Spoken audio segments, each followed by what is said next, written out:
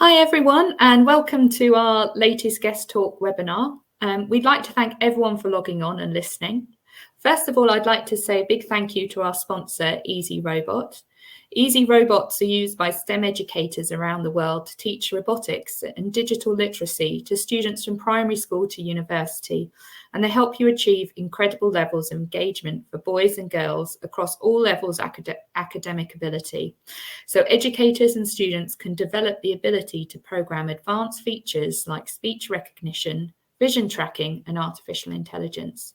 To find out more about their solutions, please visit www.easy-robot.com. A few bits of information about the webinar before we get underway. For all attendees, you can find a control panel on the left-hand side. There's a Q&A tab and a handouts tab where you can find and download further information from our panelists. During the webinar, feel free to use the Q&A. Ask us questions. The panelists would love to hear your thoughts. We'll do our best to get through them. If we don't manage to get through them all, the system saves them down and we'll get back to you after the event. If you want to enjoy the webinar all over again, you can do so, as we'll be uploading it to our GESS Education website and YouTube channel and sending it out to all attendees by email. Just a reminder about the flow of today's session. We'll be starting off with our fantastic keynote session, which is then followed by an engaging panel discussion with some of the leading voices in the education community. So make sure you tune in until the end. So without further ado, I'd like to introduce our keynote speaker, Dennis Kambeitz, founder and CEO of Robots.Education. Thank you, and over to you, Dennis. Thank you, Sarah, and thank you everybody for joining in today.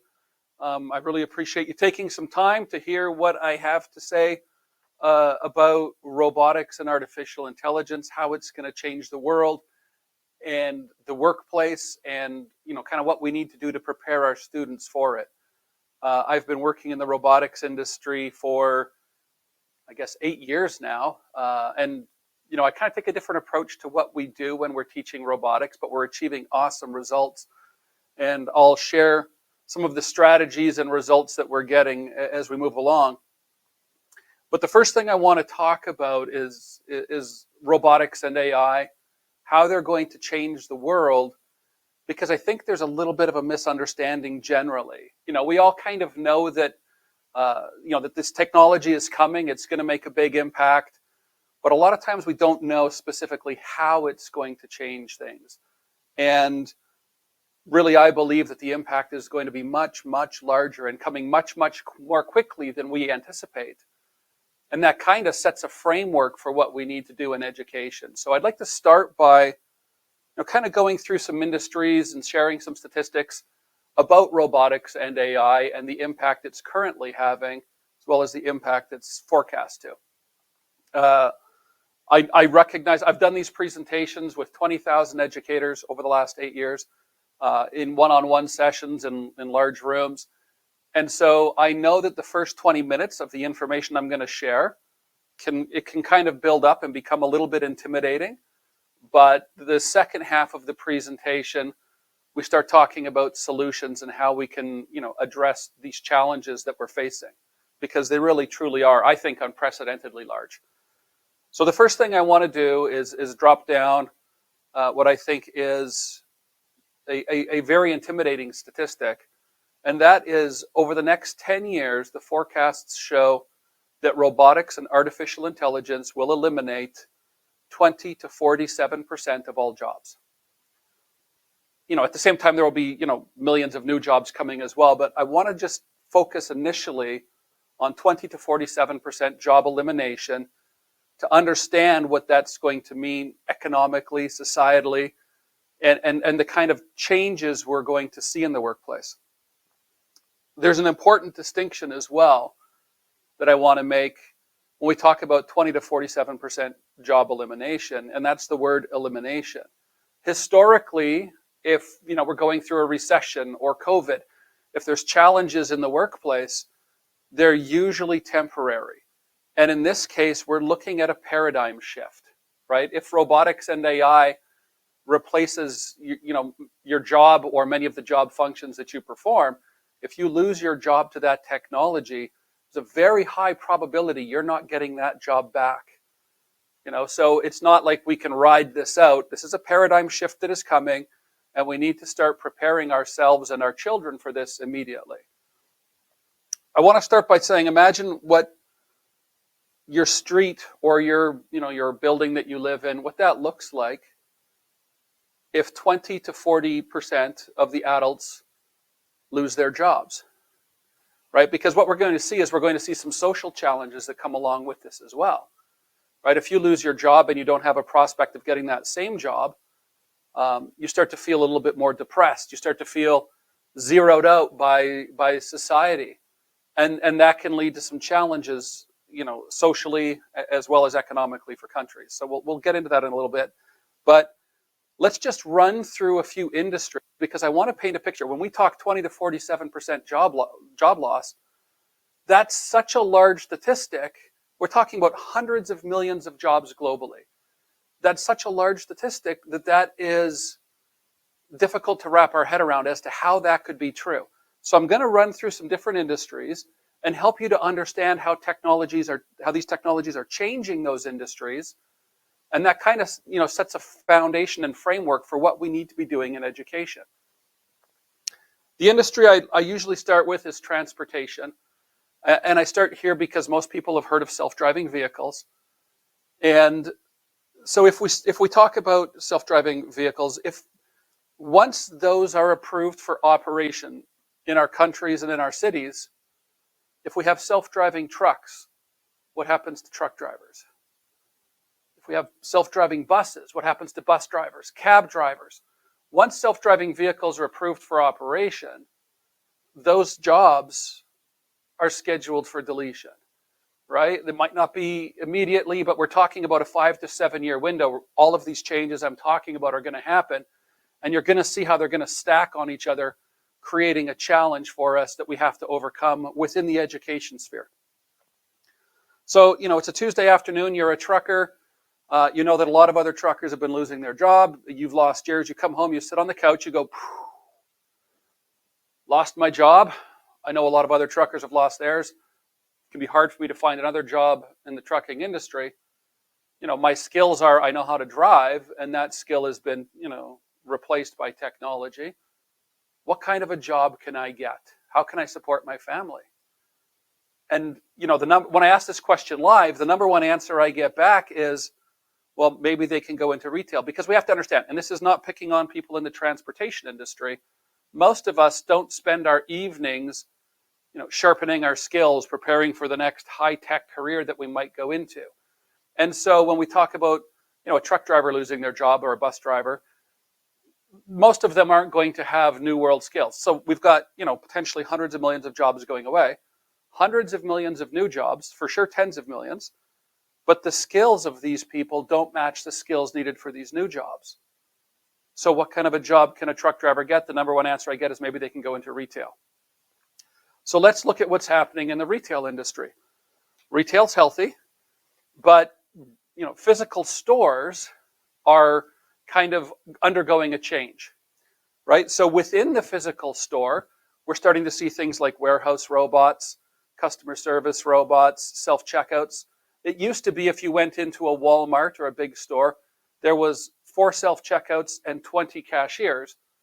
Now there's 4 cashiers and 20 self-checkouts.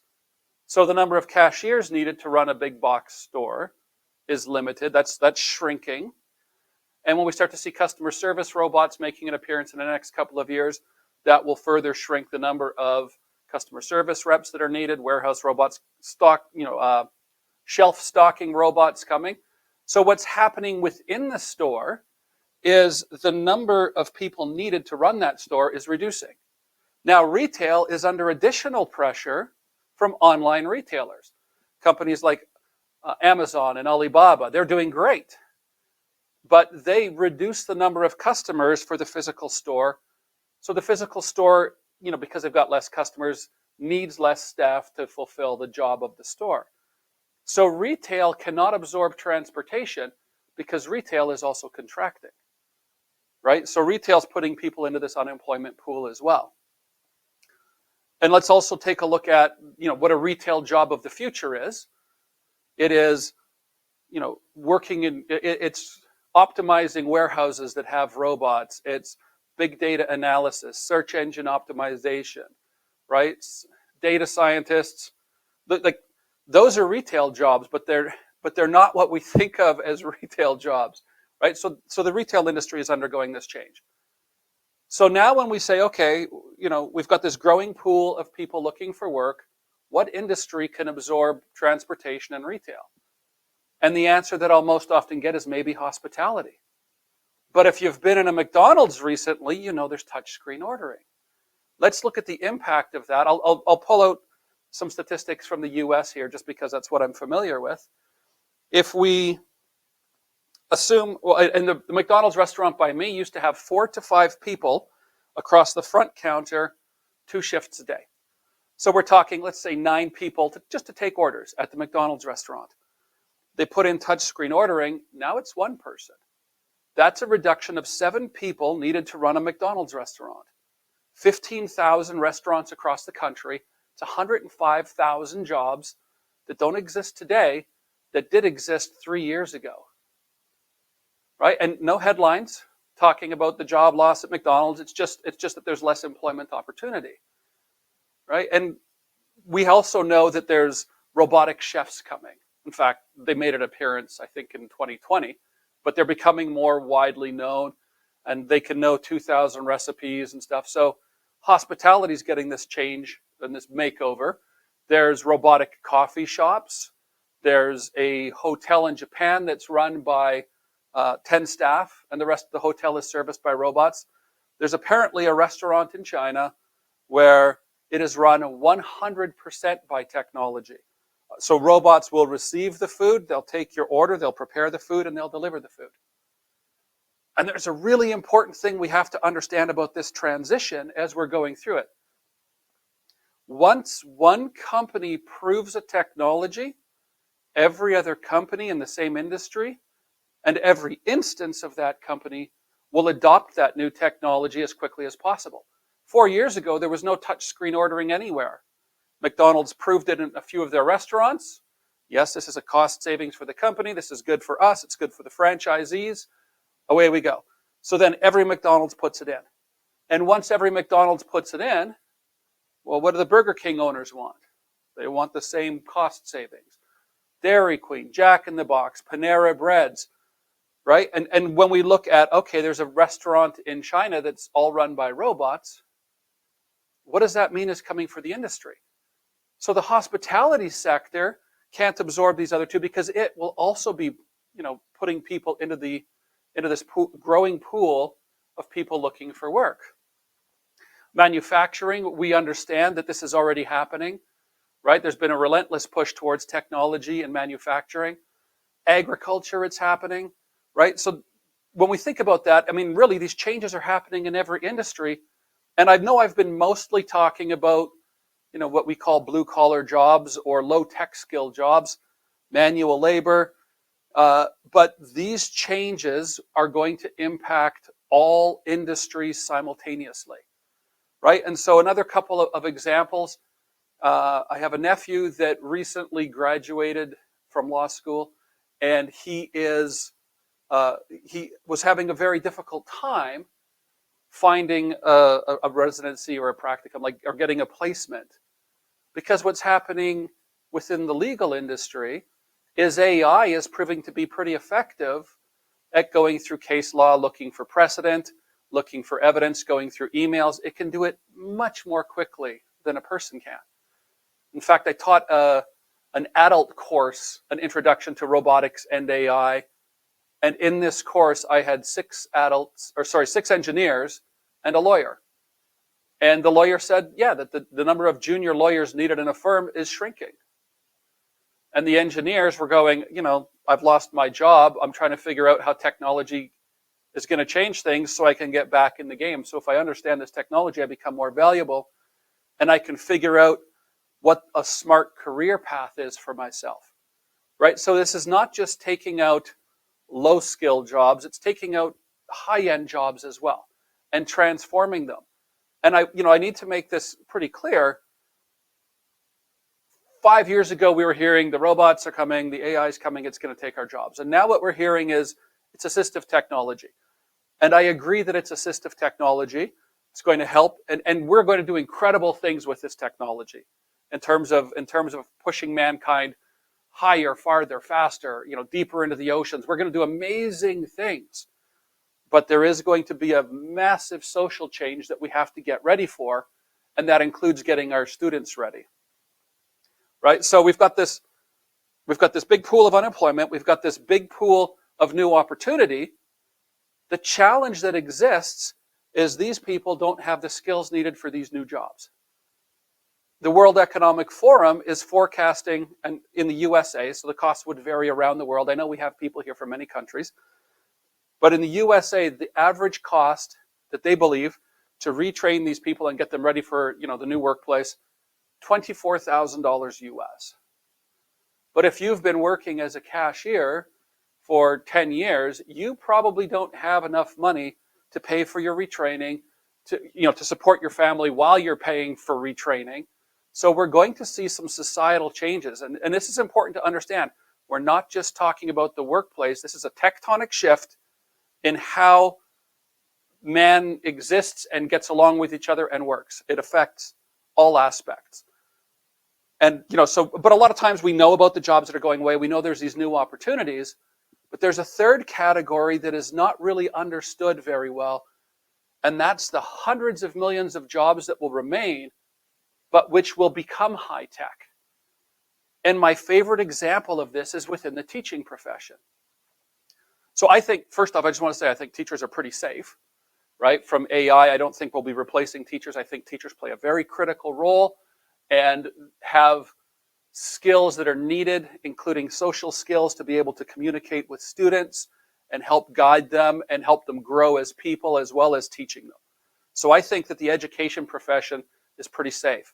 But I want to talk about how the education profession is going to go high tech, right? Or at least for new hirees.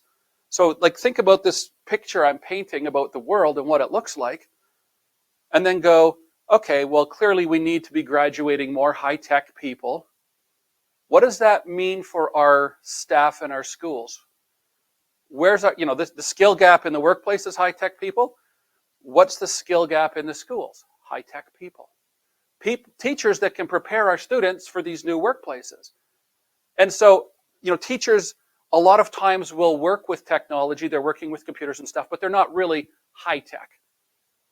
But before COVID, I was at a principals conference, a high school principals conference, or secondary school principals conference, and I was explaining to the principal, hey, these are the changes that are coming, and I would say, in 5 years' time, what kind of teachers are you hiring? Teachers with, the resume needs to say programming, 3D printing, robotics, data science, cybersecurity. Those are the teachers that are going to be in the highest demand. All of the principals told me those are the teachers that are already in the highest demand. Those are the teachers that we already overwhelmingly hire. So let's think about the implications of this.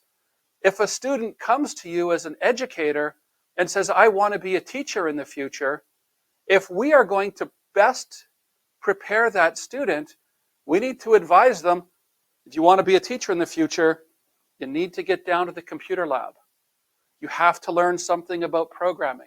They don't have to become a world-class programmer, but they need to start to develop that literacy.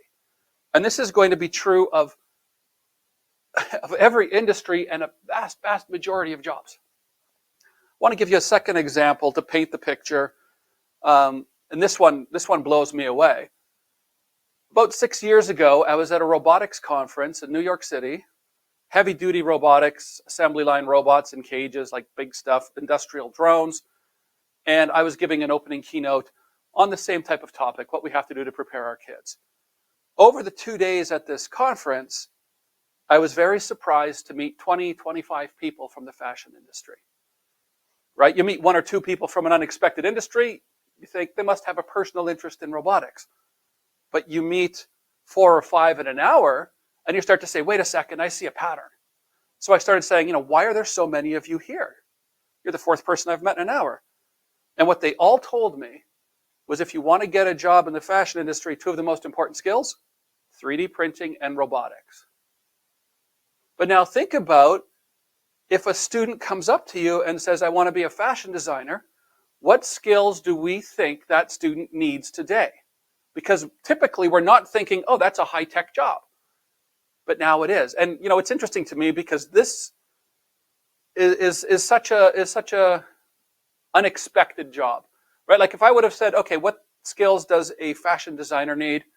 It would have been fashion design. That's way over here at the spectrum, at this end of the spectrum. Robotics is way over here at the other end of the spectrum.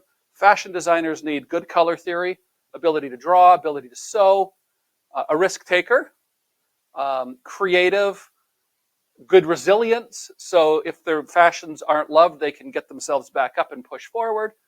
A lot of soft skills for fashion designers in my mind. What is robotics? Computational thinking, engineering, physics, math, a lot of hard skills. But now they fuse. And that's a little bit unexpected, but I want to explain how and why that is. And you're going to quickly see this parallels every job out there.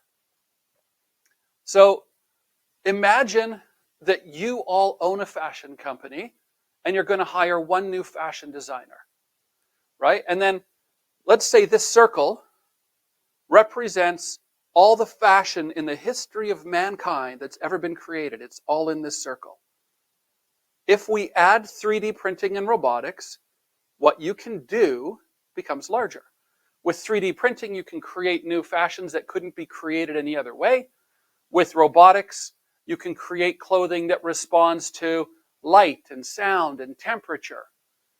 So, or even the wearer's own biorhythms, like, Fitbit and smartwatches.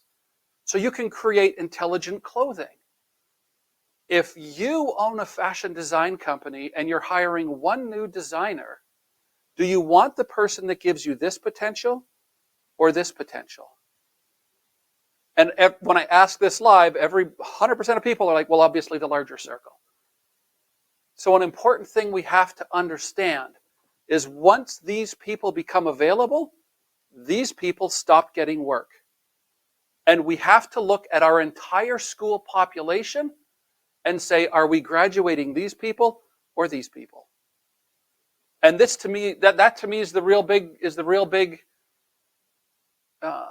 change that we need to understand within education. We know we need to push STEM, right? Everybody has a sense, okay, things are teching up. We have to get more kids this education. But specifically with regards to robotics and artificial intelligence, a lot of times in education, we view those as silo industries. Same way we viewed computers back in the 70s and 80s, right? The programmers would write some software for accounting, for the accounting industry, and the accountants would say, hey, this software is incredible. Look at this increased accuracy, functionality. We can do better data analysis. Then they'd write something for the medical industry. The medical industry would say, this is awesome. Back in the 70s and 80s, we would have said, software seems important. Probably going to need more programmers in the future. That proved to definitely be true. But we missed the larger implication. And that was that computers were going to become a layer across all industries, right? And if you don't have computer literacy, you're going to be disadvantaged no matter what industry you want to go into. Your work opportunities shrink. Robotics and AI will make that same journey, but it will not take 30 years. It will take 5 to 7 years. Because the hard work has been done. We've already shrunk a mainframe from the size of a classroom to fitting on your wrist. These changes can happen as quickly as engineers and programmers go, it'd be really great if we had this. And they program it. And engineers and programmers are really good at getting from A to B. The other interesting takeaway I had from this robotics conference, after I gave my opening keynote, I wasn't sure how it was going to be received because I'm talking to roboticists and engineers. And I'm telling them, hey, we have to get all of our kids thinking like this and get this, get a higher level of technical literacy to everybody. And so I wasn't sure if I was going to get ridiculed or how it was going to be received. I was amazed at the number of people afterwards that came up and said, never thought about it that way. And I thought that was very interesting because here we have all of these brilliant, technologically minded people that are making this transition happen.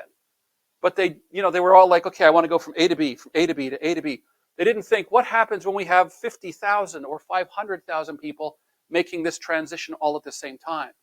And the answer is, everybody gets to everybody gets to the finish line more or less at the same time. This is going to be a paradigm shift in how we work and how we live. You know, when we talked about needing to make these type of children, we have to understand that when we're looking at the changes that are coming, the job loss comes for everybody. The new opportunities will only come to countries and cities and regions where there is a high level of intellectual infrastructure, right? We need all of our kids to understand this. When we say, hey, I wonder if Amazon will bring one of their new distribution centers to our country or to our city, that answer is going to largely hinge on, do you have a high level of qualified people, right? These people, they create abundance. They create taxable dollars for government. They create new opportunities to employ people. It's not that all low-tech skill jobs are going away, but a significant percentage of them will. And you know, if your country is producing these people and the neighboring country is producing these people, you have an advantage. The reverse of that is also true.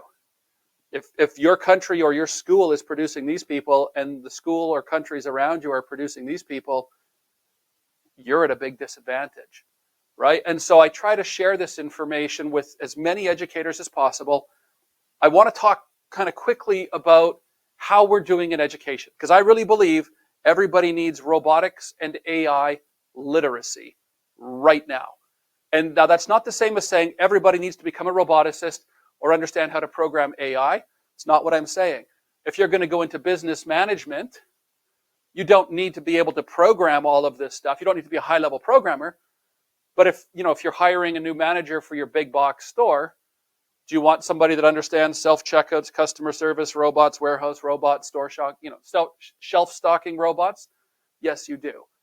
Because it gives that person an advantage. So I really believe everybody needs to be these people. We have to focus on how we get everybody this literacy. And I use robotics and AI as an example.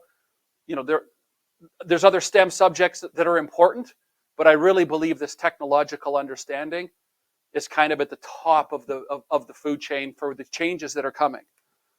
So let's look at how we're doing in terms of getting everybody in our schools this robotics and AI literacy.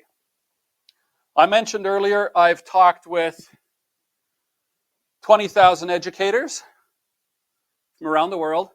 So I have verified the statistics I'm going to share with you. These are solid, okay, in the average schools. This is how we're doing. This is my bell curve of engineering mindedness. Your most engineering minded kids over here, they love physics, programming, math, engineering. Kids over here, the least engineering minded. They love art, literature, drama, music. Most of the kids are somewhere in the middle. The way that most schools are teaching robotics today,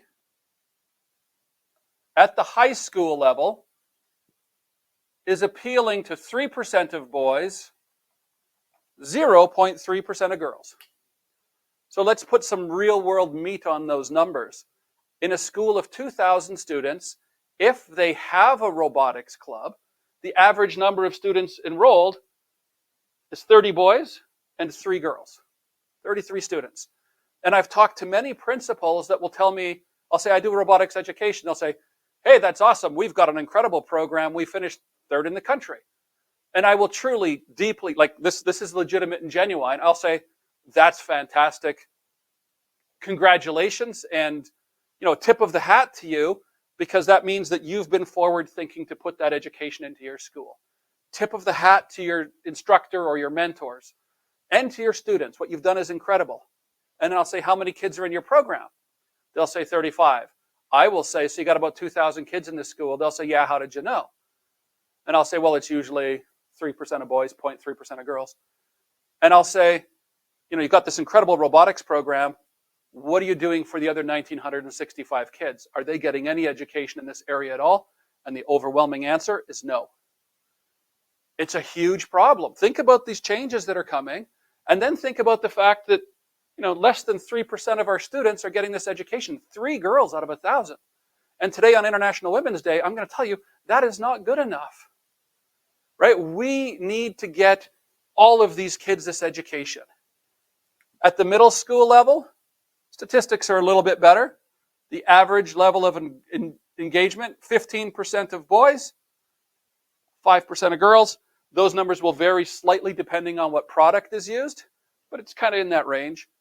Here's an important thing we have to understand as well. The kids that are learning robotics in our schools today are the most engineering-minded students, right? And, we need to lift these students as high as we can because they're abundance makers. But we also have to be mindful of the fact that these students here were probably going off to university to become doctors and engineers and scientists already. They already had the right mindset to get on the pathway to success. Where we have a crisis in education is on this side of the equation. Remember, these are smart kids. But when we talk about the types of jobs that are going away, bus drivers, truck drivers, retail, hospitality, even accountants and lawyers and stuff, did those sound like our most engineering-minded kids? No. Those kids, intelligent, successful, awesome, all over here, right? These are the kids that need this education the most. These are the ones whose jobs are going to disappear. We cannot reach them the way that we are teaching robotics and AI in school today. So we have to change our approach, and we have to do it quickly, or else we risk making these people and not these people. And I think probably all things, I think it's a pretty safe assumption that everybody knows these people are going to be more successful as they grow and they get older. So then the question becomes, how do we do this? And I can tell you that this is the good part. It took me, 30 minutes to get here. I've demonstrated robotics to more than 18,000 students. And I can tell you that we can do much better. The way we teach robotics, which is to focus on inspiration and literacy first, we don't focus on proficiency and mastery. What we see, and I use this robot here, what we see at the high school level, we can get between 25 to 45% of students, boys and girls, interested in learning robotics. And we've had some schools get as high as 75%. Those are unique circumstances. But imagine, and we've done this in schools from around the world, we can go from 3 girls out of 1,000 to between 250 and 450. From 30 boys to between 250 and 450.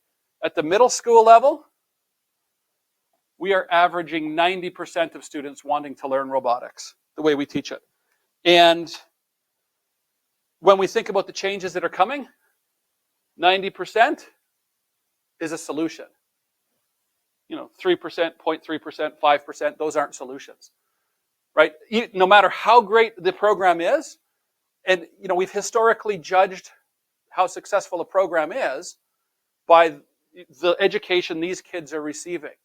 But we have to be mindful that that's not good enough anymore. We have to also include in our equation of, are we doing enough, and preparing our students, what happens over here. So in these presentations to these 18,000 students, I've distilled it down to 3 things. There are 3 things students need before they want to learn robotics. And this is definitely true for everybody on this side of the equation. Thing number 1, relevance. Why should I care about robotics? Because the honest truth, the majority of students think it's gross. The truth is also that the majority of teachers think it's gross, right? This curve applies to everybody. And for teachers and educators that haven't gotten experience with robotics and technology at a young age, they're way over here, right? 97% of educators will be like, no, thank you. So we have to find a way to reach them as well. We'll talk about that in the panel session a little bit also later on. But the kids need relevance, inspiration.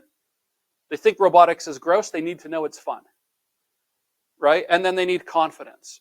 And I cannot state how important this third one is. We have to give students confidence very, very quickly, right? And so I want to really quickly show you, tell you what I do, because I've done these presentations in schools a lot. Pre-COVID, I was doing them every week, it seemed. And we're getting back to that now as well. So we do these presentations. We're happy to do them for your students. We're also happy to do teacher PD sessions like this. If you think this information is useful, and you think that the teachers in your school, your leadership, or if you're a school principal, your staff, if you think that this would be beneficial, we do these for free all the time, right? This information is so critical that I try to get this to as many people as possible. I've only got a couple of minutes left here, and then we're going to flip into the panel, but I want to quickly show you what I do. So if I'm going to a middle school, I'll do a 1-hour presentation. I'll talk for 5 minutes about robotics and all the cool and awesome ways it's going to change the world for the better. Try to inspire the children. I don't give the students generally. At high school I will, but middle school and elementary or primary I don't. I won't give them the heavy information I gave you at the beginning of the presentation, but I think you need that information to understand how to best prepare yourself, how to best prepare your students. With kids, we can generally get away with just giving them the good news. Here's all the cool ways it's going to change the world. And that takes me usually about 5 minutes. And then I've had this guy sitting beside me on the desk the whole time. And so I'm just going to pop my software to my foreground here. So I will say to the students, I know a lot about robotics. I could keep talking for the whole hour. Or if you'd like, I can show you what this robot can do. And I know everybody wants to see the robot. So I'll turn to it and I'll say this. JD, show me how strong you are. And in this moment, when the robot responds to my voice, I start to get inspiration and engagement. The kids are like, wow, that's incredible. So I'll say to the robot, JD, what else can you do?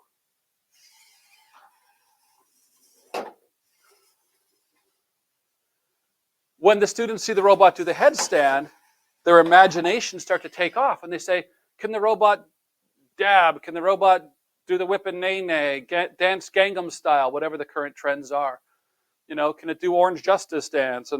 And I'll say the robot could do all of those things if you program him to do it. I haven't, but you could. The next thing I do is kind of fun. I'll ask if it's anybody's birthday, and if it is, I'll have them come up and stand in front of the robot. And I'll say, JD, can you sing Happy Birthday?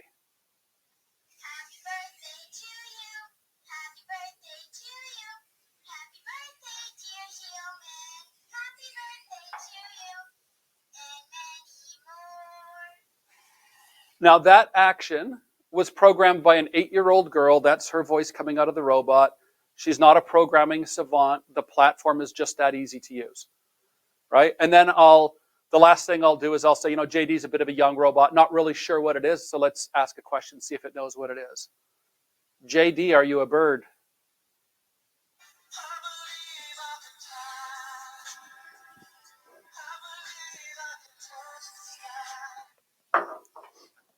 That's it. So so in the first 8 minutes of my presentation when I'm talking to kids, I've given them relevance. Here's all the cool ways robotics will impact the world. And I've given them inspiration. Hey, you know what? Robotics was pretty cool. I wasn't expecting that I would think robotics was fun, but the kids are super enthused. The third part, what I will do is I will have the students come up and volunteer to program the robot. And in doing so, in 45 minutes, students as young as 10 years old can program this robot to wave, to talk. They record their voice, have it come out the robot. They program in a new name for the robot, program in a speech recognition command, talk to the robot, it responds to the student's voice. They program the robot to recognize a color and track that color, so the robot's head will be moving around following that color. And they'll program the robot to recognize a student and greet that student by name. They'll program that all in 45 minutes. Now, at the end of that 1-hour presentation, they don't know how to program. They just know robotics is important. This guy's kind of cute and cool and fun. And programming robotics is pretty easy. Because what I've done is when I was having the kids come up to program the robot, the software was presented on the screen or projected on the screen behind me. So the first student would make the robot wave. Takes 3 minutes. I'll say to all the students, who here could have done that? Everybody will say, I could have. So I'll say, awesome. Next thing, the robot talks. Who could have done that? Everybody put your hand up? Yes. And this is really powerful because all of these kids, if you're in high school, you've been telling yourself for 10, 12 years, you can't do it, don't like programming, don't like robotics, hate it, can't do it. And now all of a sudden you're going, hey, that looks pretty fun. Looks like maybe I can do it. We're reprogramming these people and what they think about themselves. So all the way through, who could do that? And everybody puts their hand up. So at the end of it, I'll say, so you all could program everything we've seen here? And they'll say yes. Then I'll show them a video of a life-sized humanoid robot. And this is the head from that robot. And I'll show them that video, and I'll say, okay, you all said you could program this robot. I mean, this thing has got wires galore in its back. You all said you could program this robot. Who thinks they could program this robot? And overwhelmingly, nobody thinks they can, especially at the high school level and middle school level. They can't do it. So then I will let them know that this robot uses the exact same hardware and software as this robot. The programming commands aren't similar. It's not like if you learn robotics for 10 years, then you could do something like this. And in the video, the robot is talking to a lady and getting her a beverage. And so then we'll talk to the kids and we'll say, okay, let's look at let's look at that video again. What's the robot doing? It's moving servos. Did you program your robot to move servos? Yes, you all could program that. The robot is talking in the video. Did you program your robot to talk? Yes, you did. The robot is listening to the lady and having a conversation. Did you program your robot to listen? Yes, you did. You've all already told me and shown me in the first 40 minutes that you could program 75% of what this big robot is doing today, right now, in the first hour of your robotics education. And when we do that, an amazing thing happens with the students. They start going, wow, I could do this. Like what happens in your school? Like in terms of making these kids and not these kids, what happens in your school if all your 7th graders or 5th graders or 10th graders know that they can do this? What in their education career scares them? Nothing. How does it change the courses they want to take in high school or in university or college? It's totally redefining for them. And that's the best part to me. We teach robotics and we teach coding, and those are really important skills. But the most awesome thing we do is we change the way that student perceives themselves. Right? So all of these kids over here who thought that they couldn't, now all of a sudden start to feel good about themselves. And there's a really important thing we need to understand, because I know mental health is important, right, of students. And I know there's a social emotional push within education to make sure our kids are healthy that way. I want to make this really, I've seen the impact that this has on kids, high achievers, low achievers, at-risk students, gifted, talented, kids with autism. It positively impacts everybody. But understand this, over the next 2 to 5 years, and we've already seen it, we're going to start seeing increasingly news stories about robotics and AI, how important they are, how they're transforming the world. As those stories start coming out, if you're on this side of the spectrum and you don't have a high degree of tech confidence, you shrink, right? You're going to start to feel lesser. And so it's really important that we get this education to all of our kids. Thanks, Sarah. I know I ran a couple minutes over there. No worries at all. That was fascinating. I'll just ask you a couple of quick questions we've had come in here. We've had quite a few, and if we have time, we'll answer some more at the end. And someone's asked how they can get access to the products in Nigeria. Joseph has asked that. So if you're interested in this product in Nigeria, you could go to the Easy Robot website. They have a partner in Nigeria that is teaching and training with this product, and you could actually buy the product for your school as well. We've got partners in many countries that we work with that are listed on both the Robots.Education website and the Easy Robot website.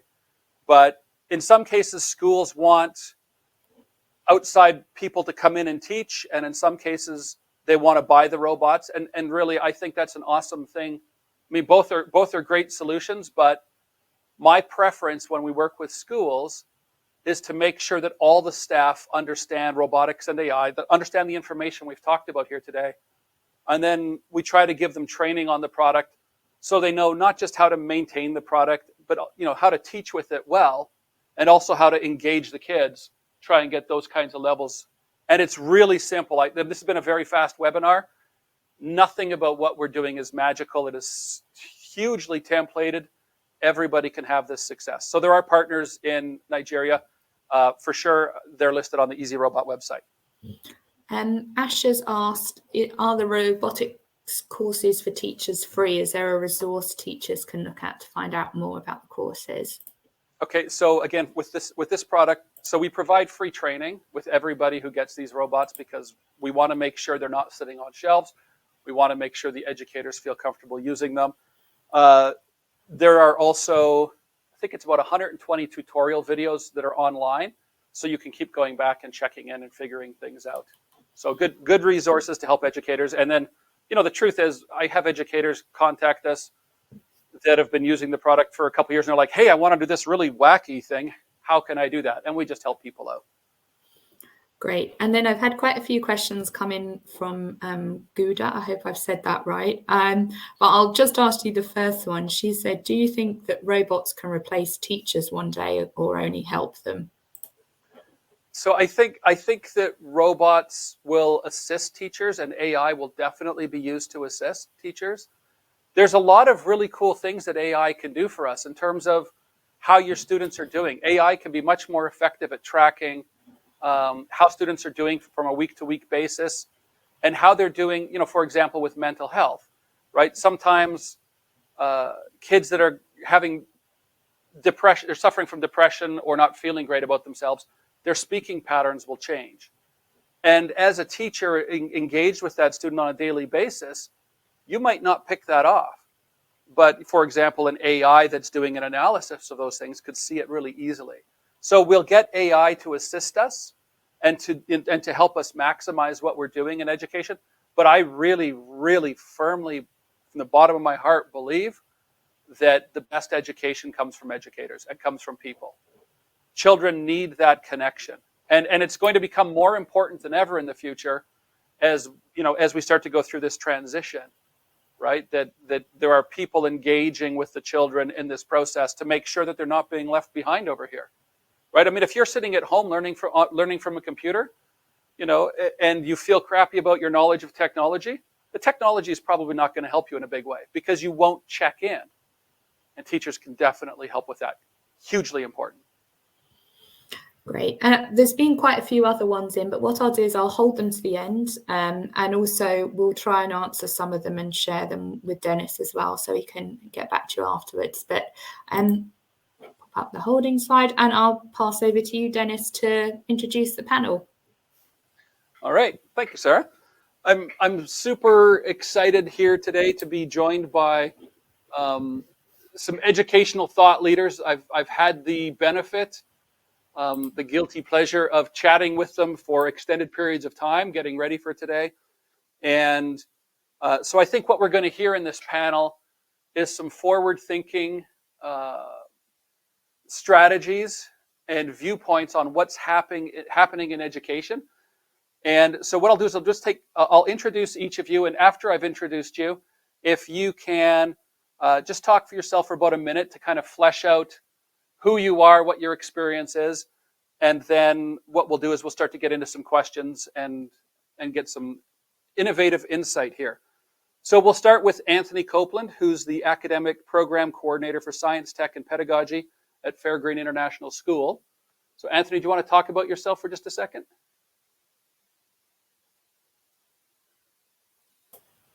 Hang on, he's not logged on just yet. I can see him there, but he's not switched his camera on. We've got Maria and Dr. Hamoud on, okay. So maybe if we start with them. All right, we'll start with Maria Vitoratos. I don't think I did a great job with that, so I apologize, Maria. You're a careers and education coach. Maybe you can help everybody understand what that is and just a little bit of background about yourself.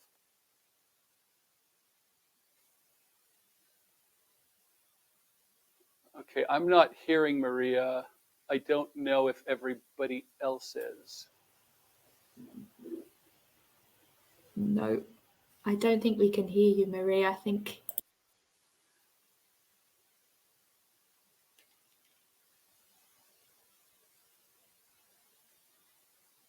All right, we'll just give a second here to see if Maria can get the audio sorted. Okay, maybe while Maria works on that, we will move down to Dr. Hamoud Alharthi. And Dr. Hamoud is the former Undersecretary for Education and Curriculum at the Ministry of Education in Oman and recently founded Majan Education. Dr. Hamoud, can you tell us a little bit about yourself? Sure, Dennis, thank you. Can you hear me? Yes. Okay, good. My name is Hamoud Alharthi. As you said, I used to work for the Ministry of Education for 8 years at the Undersecretary of Education in Oman. And before that, I was a university professor.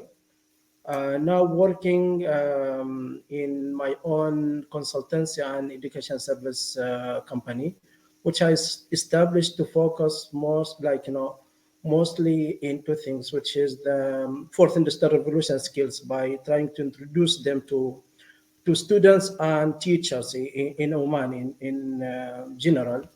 The second issue is also related to, we found that also in order to live in the fourth industrial revolution is not just to focus on the technology skills. So this is the very essential, but also we try to find the other part, which is to connect people together.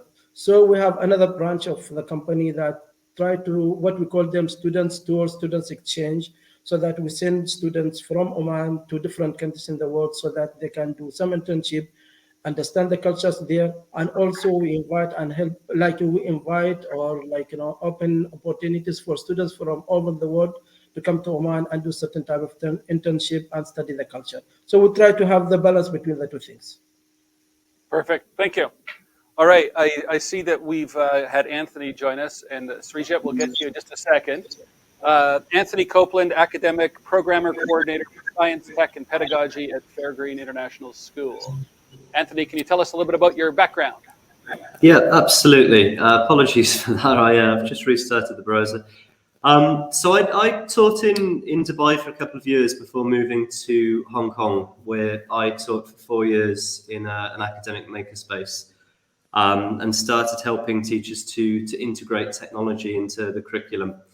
Since then, in 2020, I moved back to Dubai, and I've taken the position of curriculum coordinator at Fairgreen International School. Excellent. Okay, we'll swing over to Maria. We'll see if we have audio from you. Hi, I hope it's working now. 2 thumbs Brilliant. up. Well, thank you everyone for having me again. And my role is really a connecting the dot type role in an organization like an educational institution. As a careers educator, it's my responsibility to understand curriculum and also to understand the demands and the skills gap that exists in the world of work and to bring that back. I also see myself as a translator where educators and talent finders can start to communicate. And my role is to really help the two worlds connect to ensure that young people are prepared with intentions and making sure that they're understanding the opportunities that don't just exist in the host country where they might be studying, but really understands the labor market and the globalization impacts that they'll have to face in the coming future. Awesome. Thanks so much.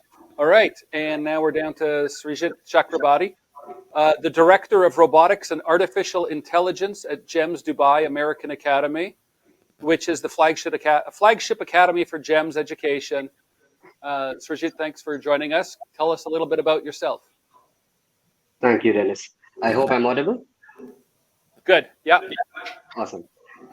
So I'm Sreejit, and I've been working in Dubai for the past almost 10 years, and primarily in the scope of innovation and technology innovation, setting up maker spaces, creating curriculums around robotics, artificial intelligence, so on and so forth. But also a part of my job involves in scanning the horizon, scanning the future, seeing what will be the skill sets that will be in demand 10 years down the line, and kind of reverse engineering that and creating strategies in terms of new subjects, new platforms that students can have access to bridge that gap that we see that exists between K-12 and higher education. So that's primarily what my role involves in, and also run the Center of Excellence in Artificial Intelligence for GEMS.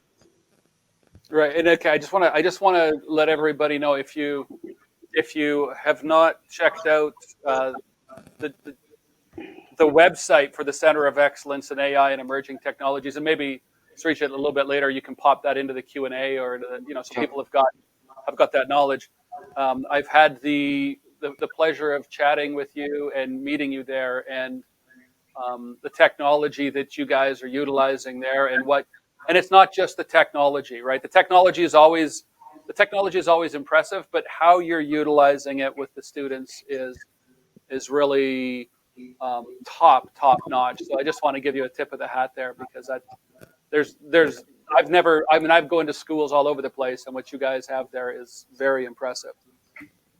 Thank you. So over the span of the discussion here, I think everybody within education kind of knows that things are changing in the workplace.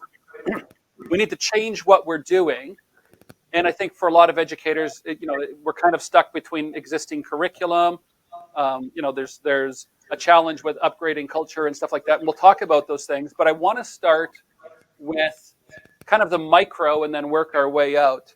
So the first question I want to get you guys to talk about, or first thing to talk about, is what tangible, specific skills, hard and soft, do you feel that our students will need in the future? And do you have any tips that you can share with everybody to help build those skills? And we'll start with you, Sreejit.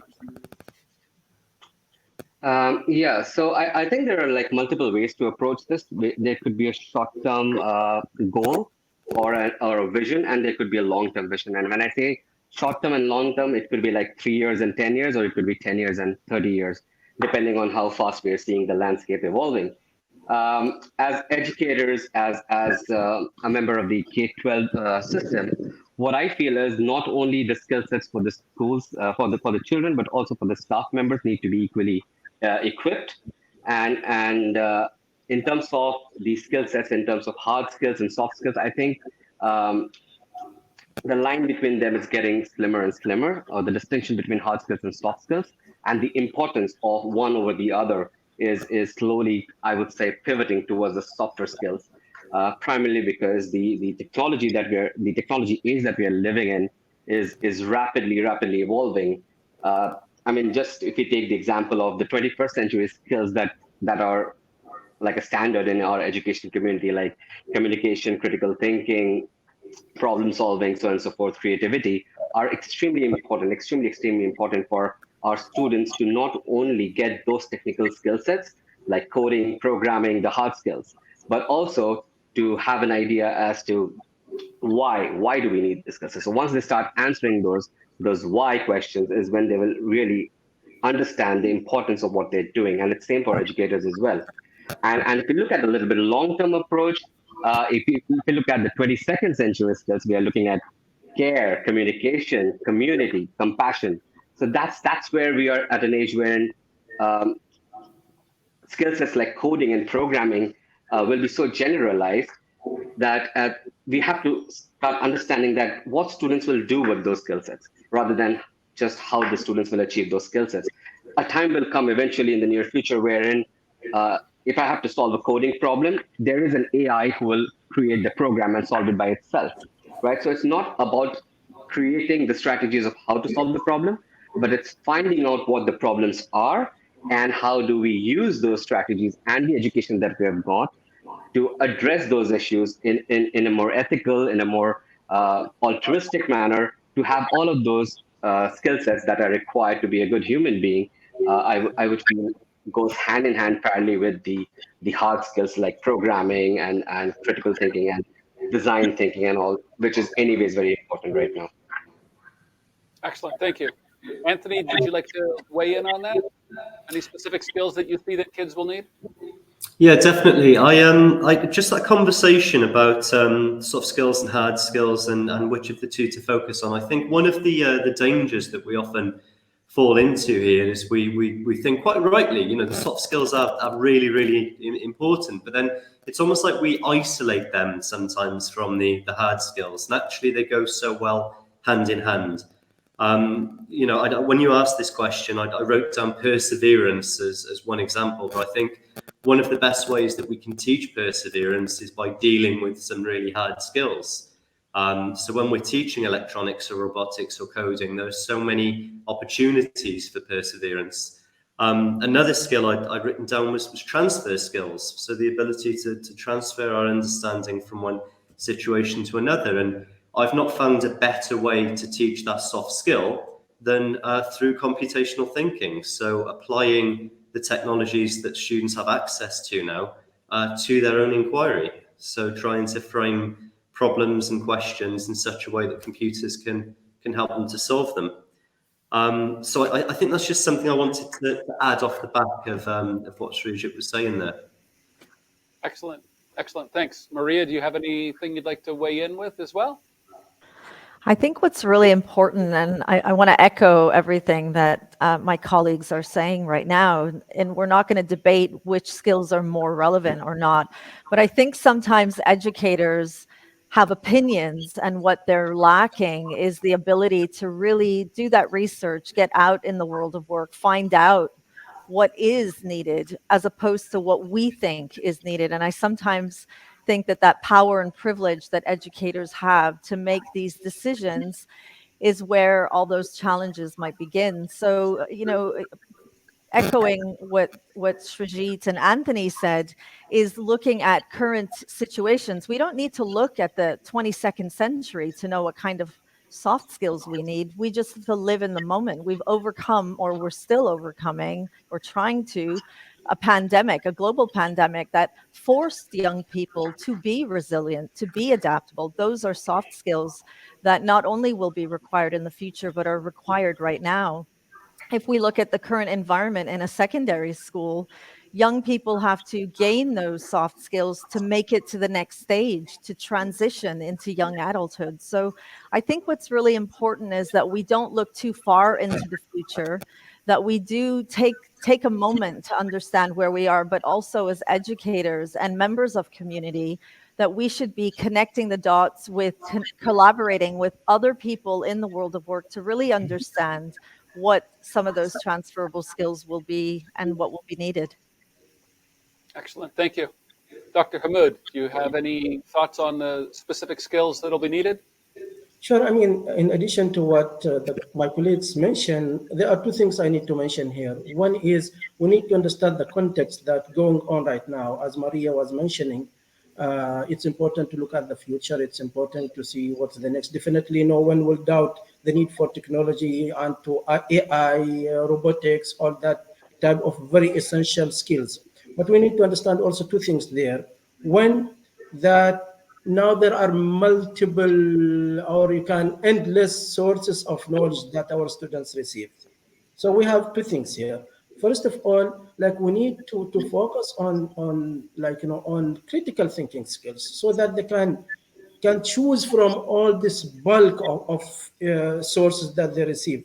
So this is very important. When you see now the generations are receiving information, knowledge, skills from everywhere, how they can choose, how they can, this is what is very important also to add it.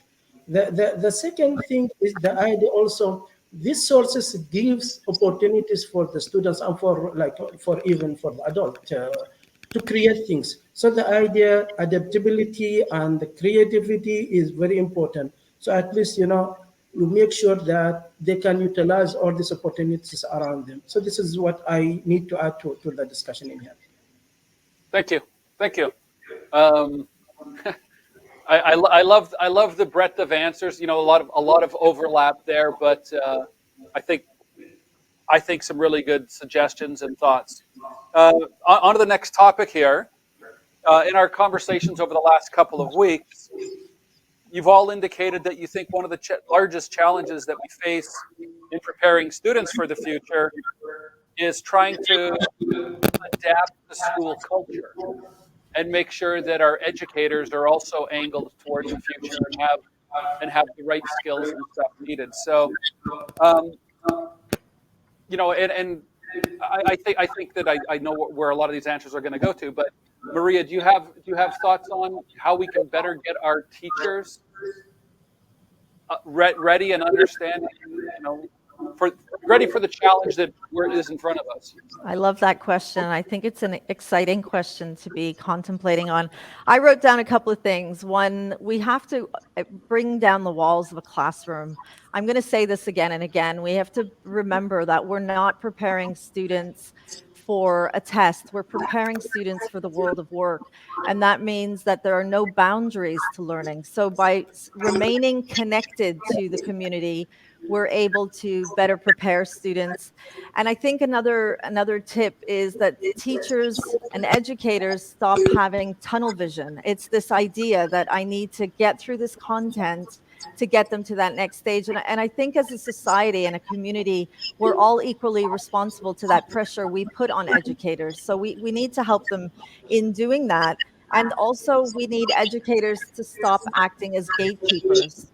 And by being a gatekeeper, what essentially they're doing is either their lack of knowledge or lack of training or lack of belief to what's to come in opinion suddenly becomes the gate that keeps young people from moving themselves forward. And it's really essential that education does not just happen in a classroom. And then finally, I think I'm going to go back to helping educators feel more confident. So you were promoting a literacy of digital literacy and robotics literacy. And I think right now in front of the classroom, we have educators who are feeling really disempowered because they're not learning, they're trying to catch up with technology. And I think that when we bring down that barrier and allow educators to feel safe and confident to say, hey, listen, I don't really know if I know enough to confidently teach this content and make sure that young people are prepared. Can I have some help? As opposed to throwing one more thing for them to be doing. So I think it's collaboration, bringing down the gates, and empowering educators with the literacy that we know is important for young people, but also by allowing people externally, professionals, industry leaders, talent finders, to come into the classroom and support educators. Very similar to what we see at universities, but what's different is that in secondary school, and there are no real there's not much of an ability for professionals to do that unless the educational leader opens up that gate and allows them to come in. So those would be my tips, Dennis. Awesome. Anthony, I saw a lot of head bobbing there, a lot of agreement. And so you've got some thoughts you'd like to share here as well? Yeah, it was that last bit when Maria started talking about teachers feeling safe to admit, I can't do this. But actually, the angle I wanted to come in at that is kind of the other side to this. So teachers being able to admit they can't achieve something, but to still go ahead and try to teach that in the classroom as well. And that being an opportunity for us to really practice what we teach. We keep encouraging students to take chances and to make these safe failures and to have some perseverance and grit. But how many opportunities do we give ourselves in the classroom to do this? We're often fighting to be the experts in the room, and we never want to find ourselves not having the answer to a question. And I think as a technology integrator, that was always one of the biggest battles for me with teachers, is convincing them it's okay not to have all the answers. It's okay to troubleshoot with and alongside your students and to take a kind of more student's role within the class. So yeah, that really spoke to me when Maria was saying that just at the end there. Awesome. Yeah, I've talked to thousands of educators, and some of the teachers that I've found that are the most successful in classrooms are the ones that are prepared to be authentic with their children and say, you know what, really, truly, I don't know this.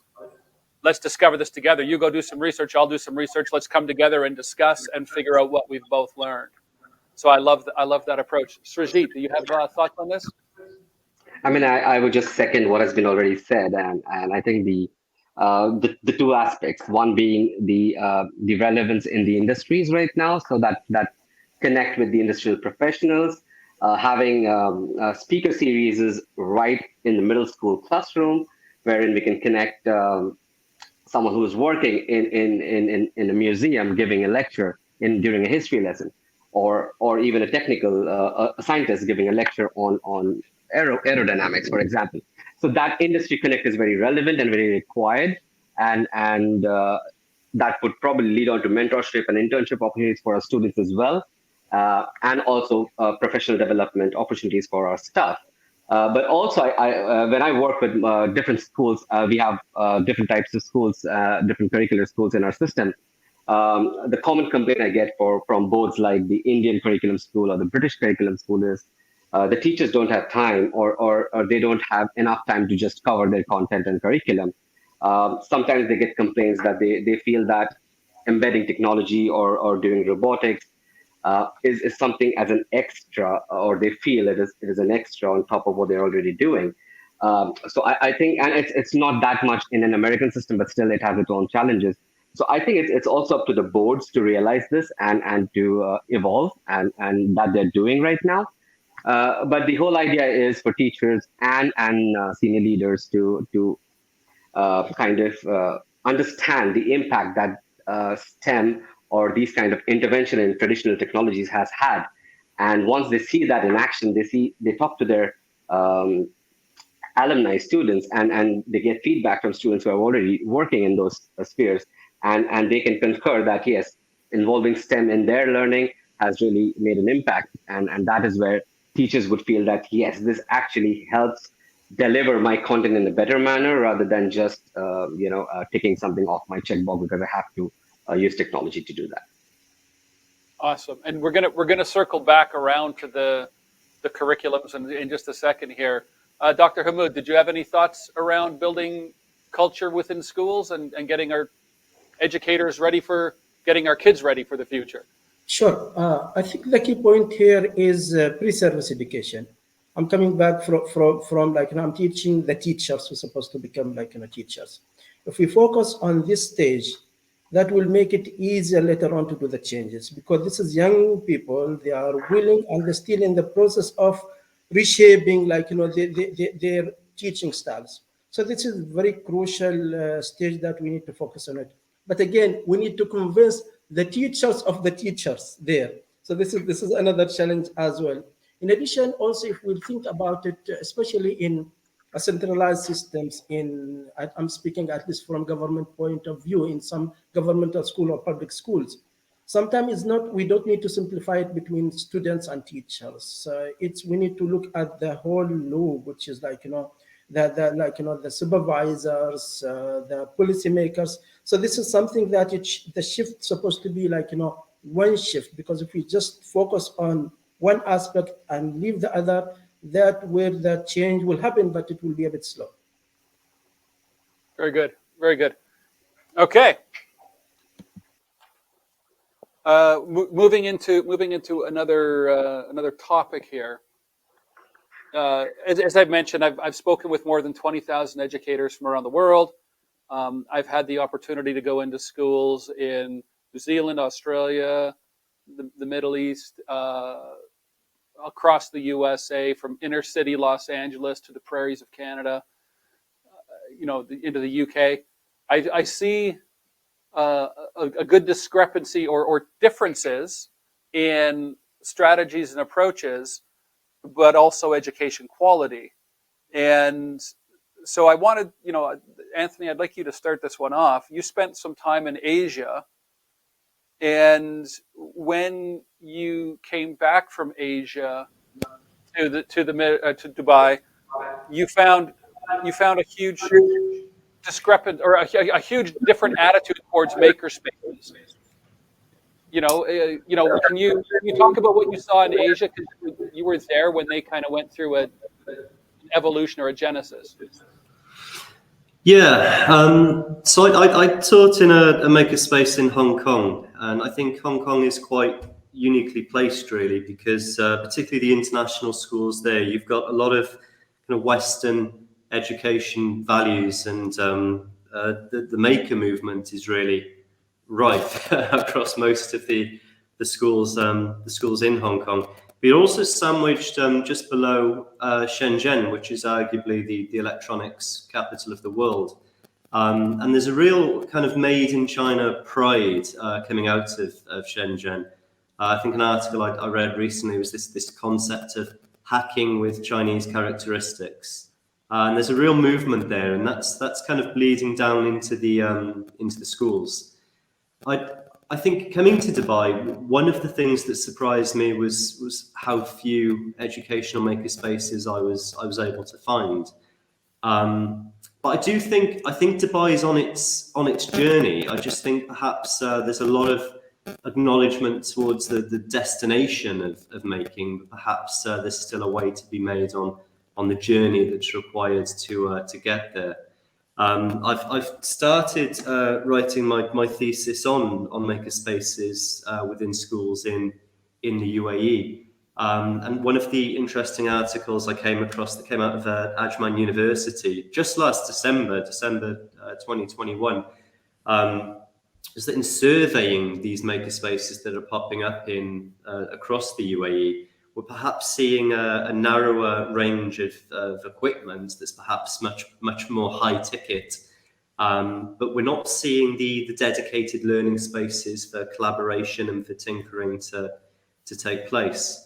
So I think, again, we've, at least my impression within just under 2 years here now, is we know where we want to be and we're modelling that really quite well. And it's just trying to find the right processes for that. I mean, going back to that concept in China, hacking with Chinese characteristics, I'm really excited to see what hacking with Emirati or hacking with UAE characteristics might be. Awesome. And I want to add on to that, because you said something when we were chatting, which I just want to throw out there, because I thought it was such a good way to look at maker spaces.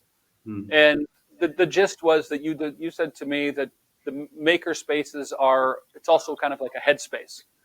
It's a maker space is more than just a physical space. It's also how we approach the whole collaborative approach between subjects and cross-curricular. So I just wanted to throw that in there, because I thought, the technology alone without the right mindset is not necessarily going to achieve the results that we're hoping it will. Okay, so let's get some other people a chance here. Dr. Hamoud, one of the things that didn't come out in your bio at the beginning was when you were working with the Education Ministry, you were also part of a collaborative subgroup to try to, enhance education across the entire Gulf region. So can you talk about that collaboration process and trying to get trying to bring the quality up across the board through collaboration? Sure. The one I was talking, there is kind of office, they call it the Arab Bureau for Education in the Gulf countries, which bring all the Gulf countries in addition to Yemen when it comes to education. And generally, this body is the education organization for the region, and it works very hard in order to develop education.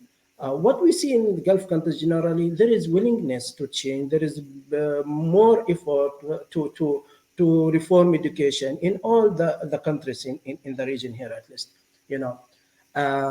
We see understanding from the top authorities when it comes to the importance of education and the importance of the future education. These countries try to diversify their economy, their dependence on oil supposed not to be for the future.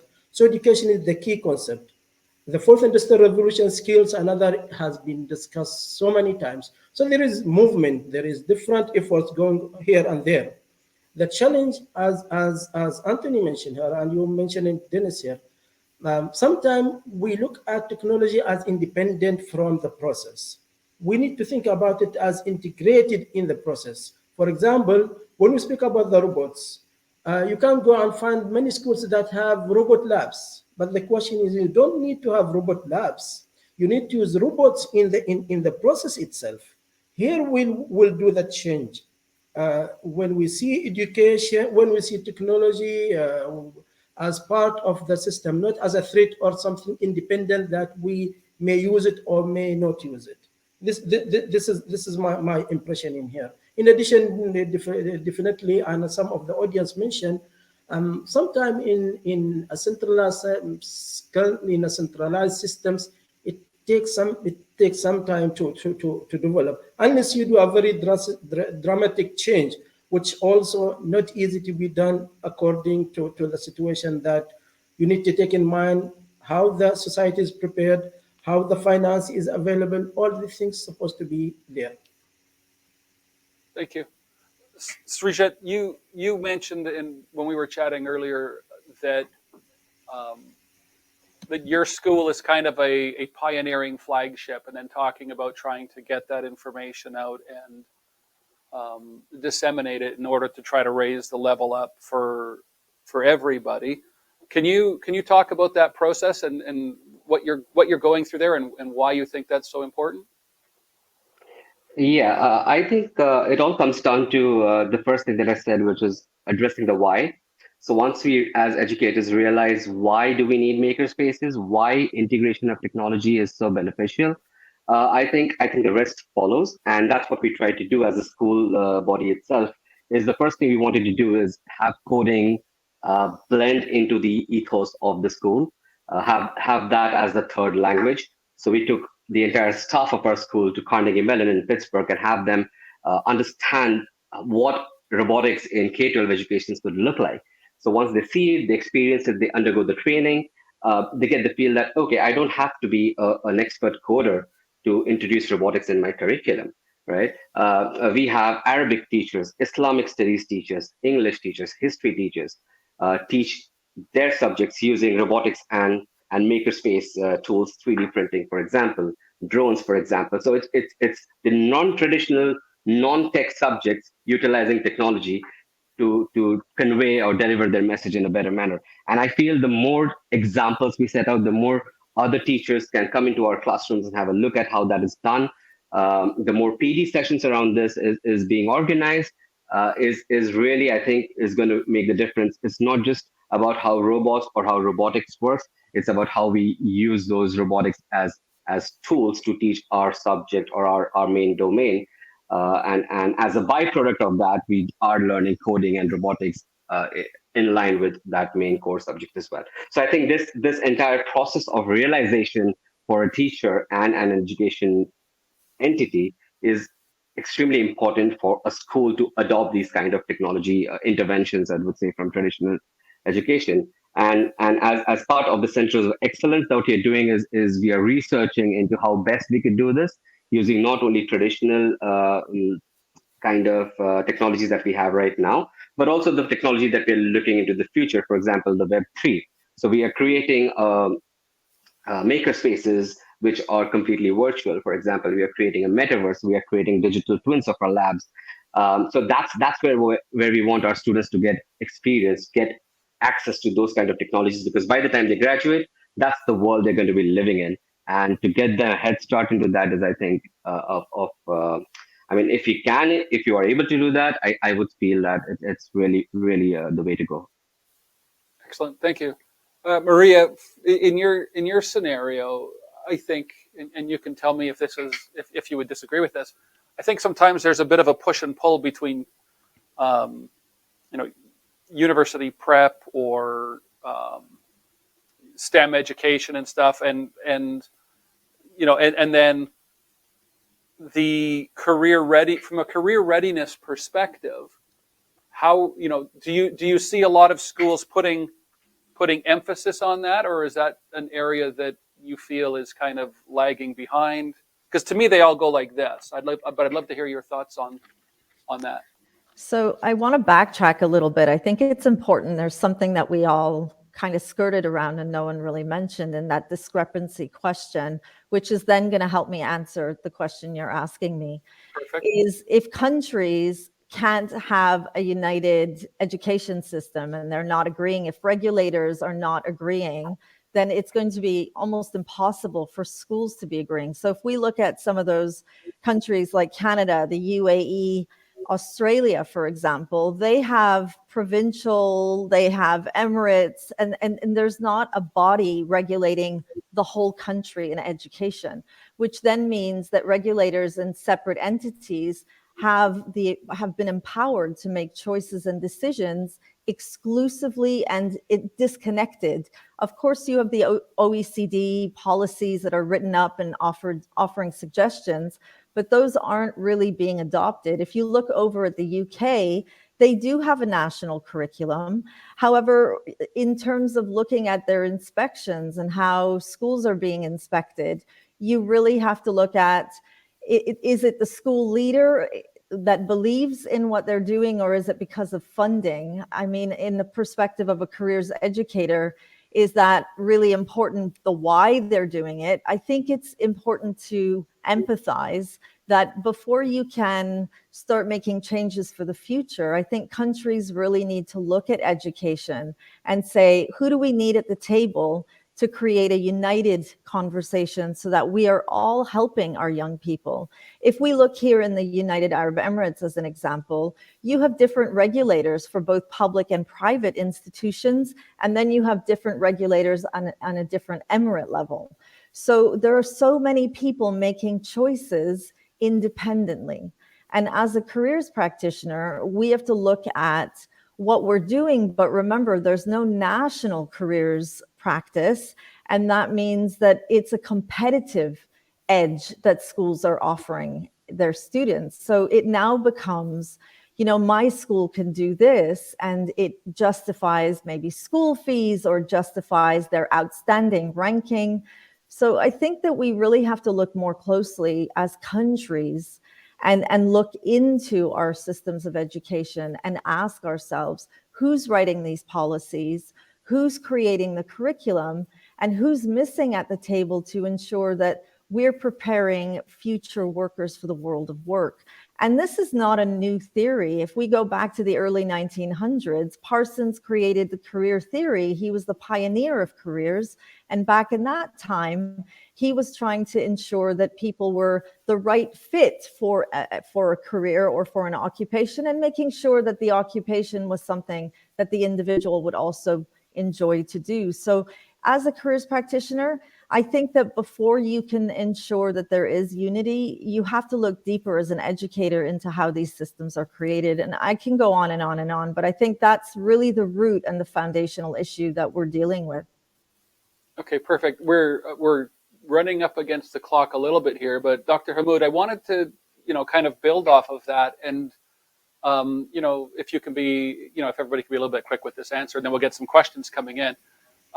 Just with regards to the work that you were doing with the ministry and the cooperation between the countries, and referencing earlier the challenge that the curriculum is changing, it's coming around.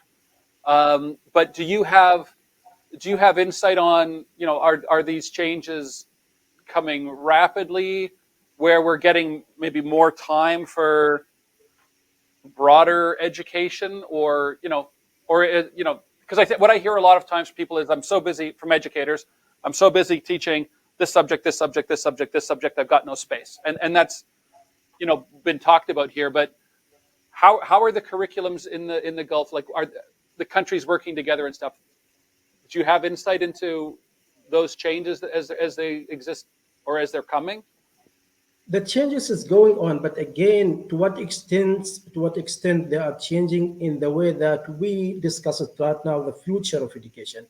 The changes, still very slow, and when it comes to the changes, it goes very gradual, very, very, very slow. For example, I'm telling you, we have I'll take the example of Oman. We have 1 unit or 2 units in I think grade 7 about robots.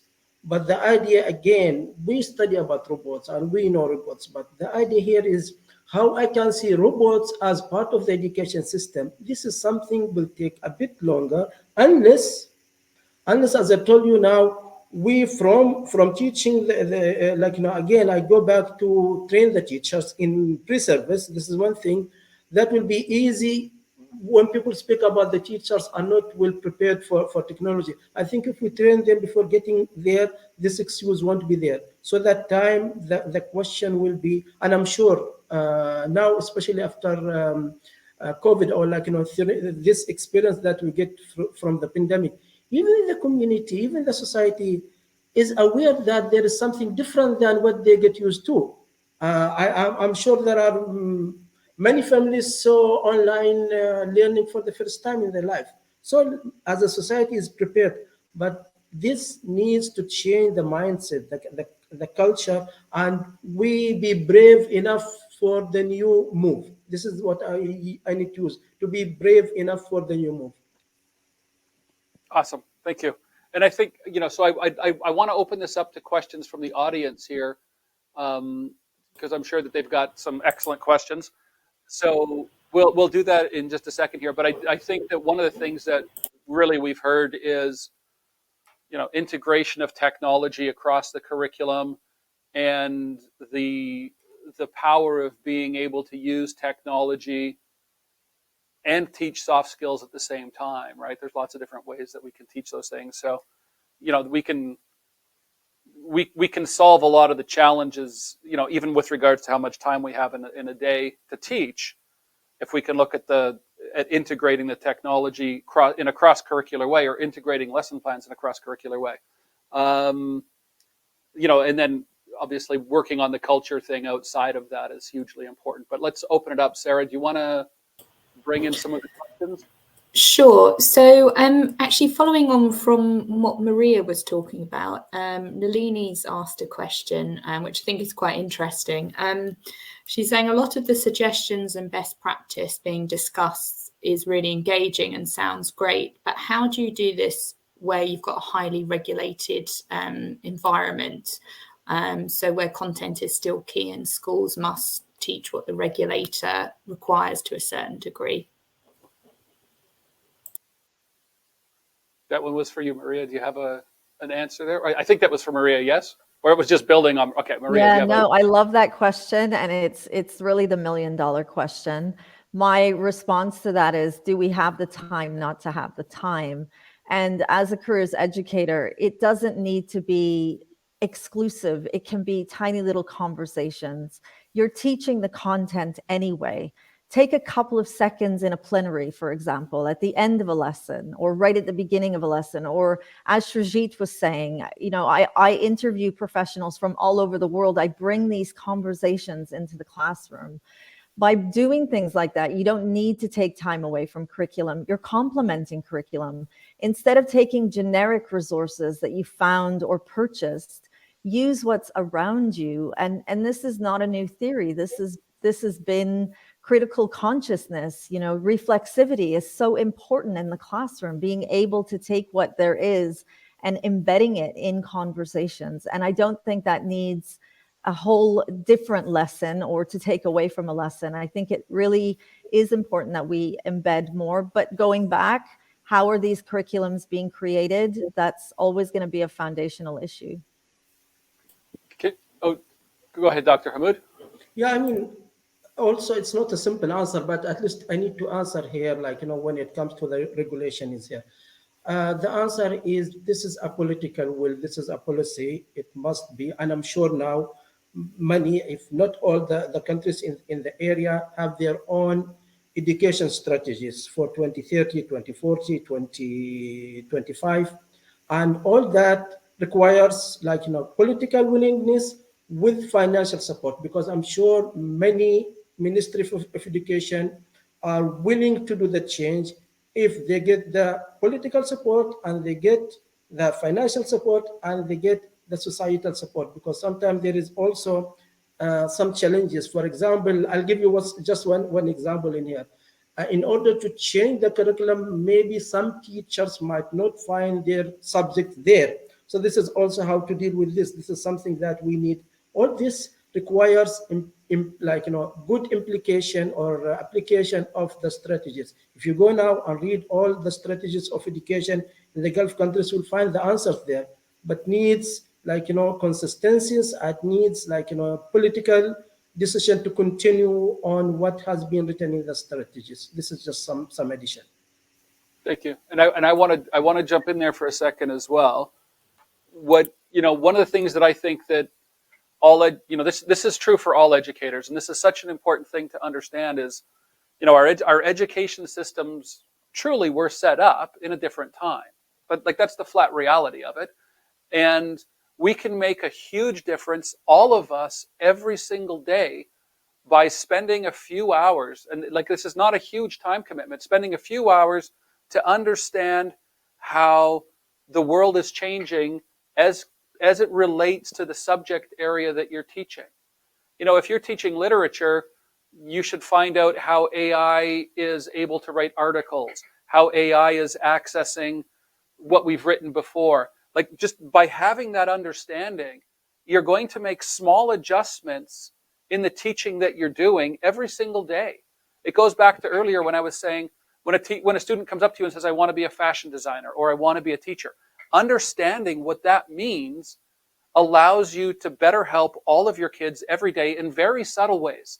So sometimes the larger changes can take time, but by having a good view of where the workplace and society is headed, we can better guide and prepare our students across all subject areas, right? And so I wanted to throw that out there. And I guess, Sarah, we should probably move to a new question just so we can get some more in here. Even though Anthony and Sreejit were probably sitting there going like, I got a great answer. Sure. So one of the questions that has cropped up quite a bit is, what is your advice about the age we can start teaching kids robotics? And that's from Manira. The age of 4. maybe younger. There's really great products for all ages, and it's computational thinking. If anybody else wants to jump in on that answer, I mean, you know, I would be happy to cede the floor.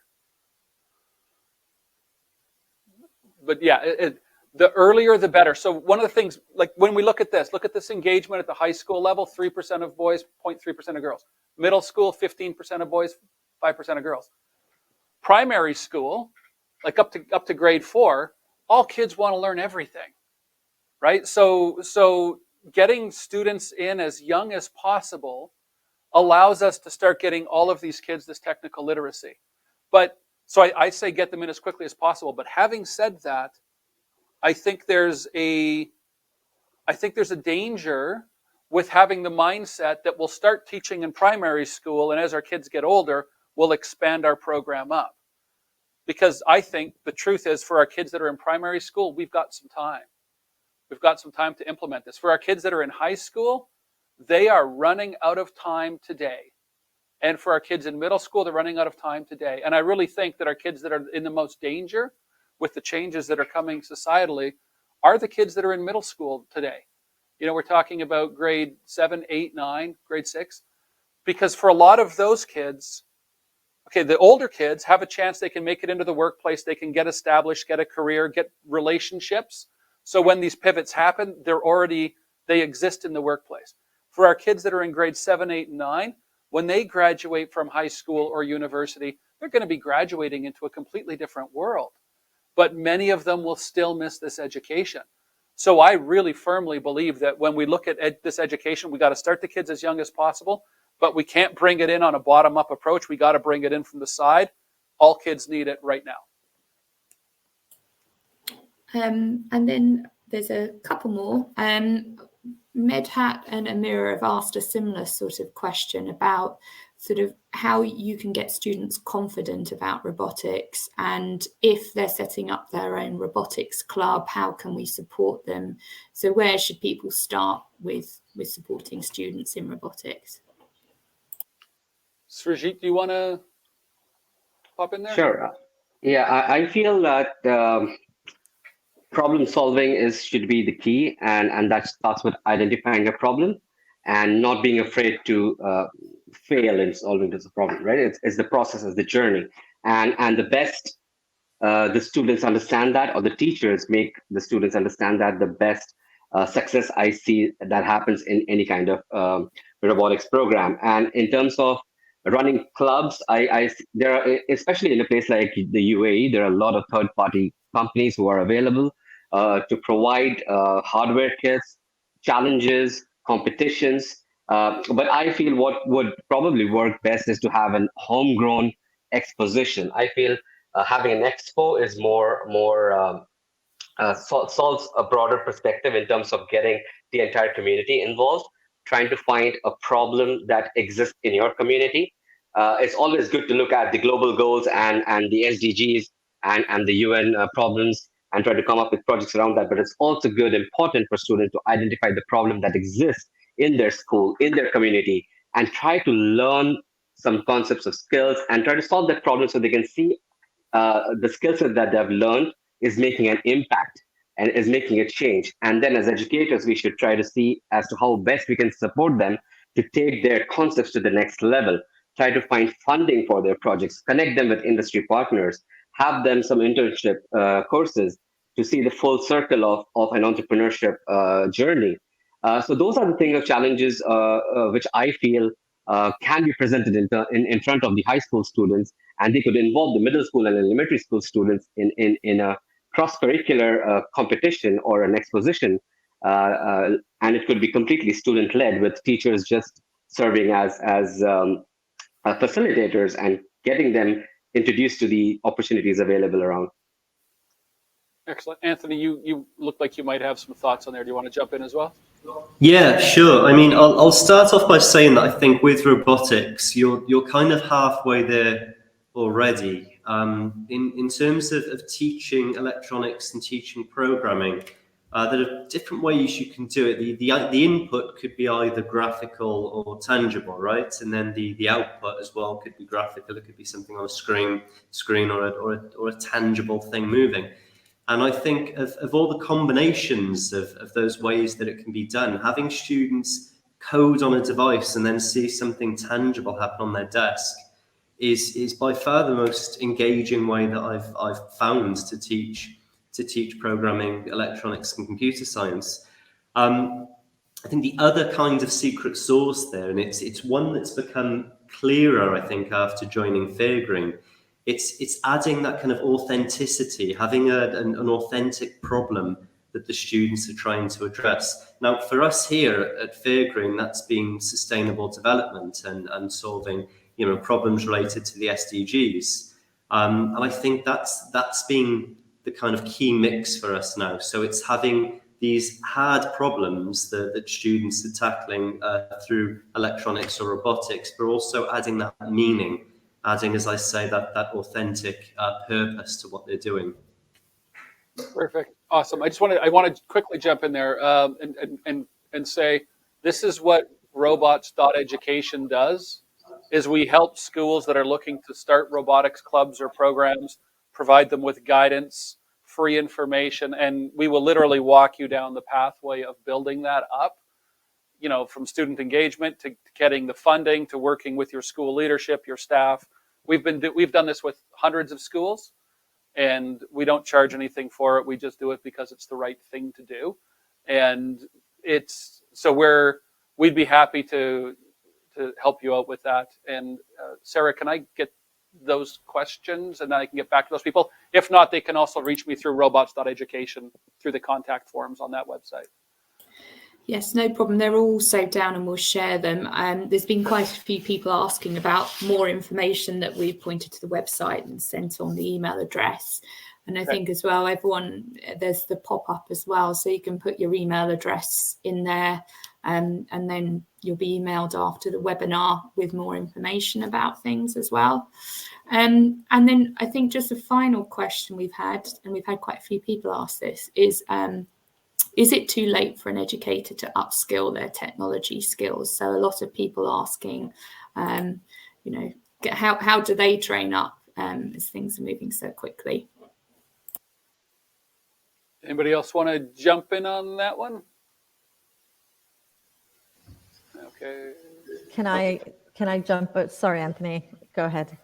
No. I mean, I just wanted to reiterate something we were talking about earlier, which is practicing what we teach and just maintaining that ability to learn. I do think schools could be doing a better job at encouraging that amongst teachers, and I'm sure Maria might have something to say on that. I think what's really important is to change that mindset. We need a growth mindset, and this is what young people need for their future. So by asking the question, am I too old? What essentially the individual is really telling themselves is, I can't. And in an ever-changing, very fast-paced world of work, we don't have time to to be given permission to do the learning. We really need to jump into that driver's seat.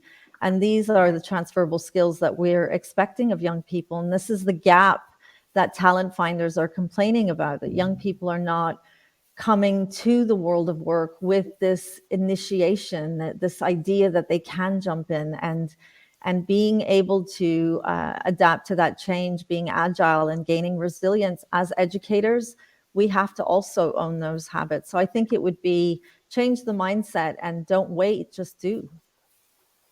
Yeah, and I would like to add to that is I completely agree with that. And as teachers in a K-12 setting, I think it's important for us to be comfortable with not being experts at our subjects, right? Especially in terms of technology. You don't need to be an expert programmer to teach programming. You don't even need to be a programmer to teach programming. And for example, in a setup like ours, we have more than 100 different robotics platforms. And we don't expect all our teachers to be, expert coders in all those 100 different softwares that we are using. Uh, Kids are smarter. They're smart. They have information to resources. It's the job of educators to guide them in the right manner so that they take the ownership of learning those skill sets, and how to apply those skill sets is what matters. And as educators, as long as we know how computational thinking works, problem solving is, what is design thinking, that's more than enough for us to give open-ended challenges to our students to come up with their own strategies to learn whatever software or hardware platform they're comfortable with, as long as they meet the learning intention and the success criteria of that particular lesson, for example. Dr. Hamoud, did you have something you wanted to add in there? Yeah, just I want to mention nothing is too late for learning. Especially like, we need to distinguish between two things. When you are as a teacher, you are not supposed to be like, you are not teaching coding itself, but here you are understanding how this technology will help you as a teacher. So there is two difference, which is yourself, you need to get a bit trained, but this is not that. I'm telling you from my own experience. I'm a policymaker and I used to be a university professor. Now after I left the ministry, I start my new journey by focusing on something is very new for me, which is robotic, AI, STEMs.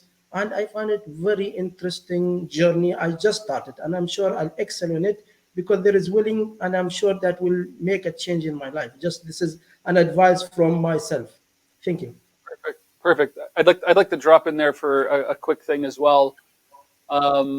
You're never too old to learn something new, and especially, and this goes back to Anthony, I think what you were saying earlier, where we want kids to be risk takers. We want them to challenge themselves and have a growth mindset.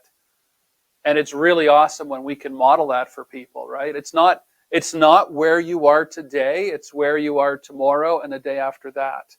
And I really think that educators right now that are willing to take that risk, they get a bit of a free pass, right? It's easy as an educator to say, I'm going to step up and I'm going to do this. I don't know what I'm doing.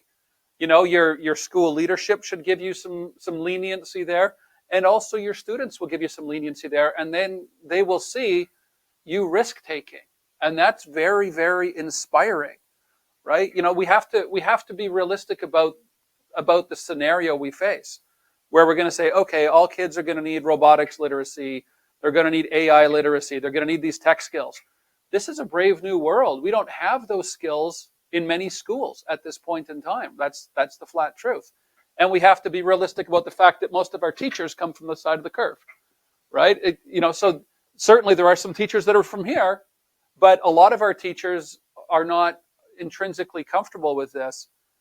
And, it's the same three things that the kids need. Relevance. Why should I care about this? Because really we're asking the teachers to do a big lift, right? Step outside your comfort zone, learn a whole new thing. And it's so rewarding when you do it, but it's still a big lift. So why should I do that? Hey, it actually is more enjoyable than I thought. And then that confidence part is a big part of it as well.